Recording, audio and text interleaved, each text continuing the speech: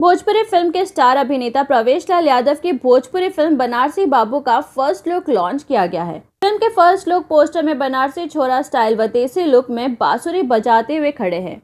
उनकी दाहिनी तरफ गोल्डन गर्ल सिने तारिका सोनालिका प्रसाद है, जो देसी लुक में खड़ी है, और बाई ओर सिने तारिका मनीषा यादव खड़ी है। वे दोनों भाव विभोर हो प्रवेश लाल को निहार रही है। वाकई फिल्म बनारसी बाबू का फर्स्ट लुक का पोस्टर काफी अट्रैक्टिव है। यह पोस्टर सोशल मीडिया पर काफी वायरल हो गया है। केंद्र भूमिका में प्रवेश लाल यादव है। इस फिल्म में उनका किरदार काफी अलग हटकर है। रोमांटिक ड्रामा से भरपूर फिल्म बनारसी बाबू की शूटिंग उत्तर प्रदेश के जौनपुर में की गई है।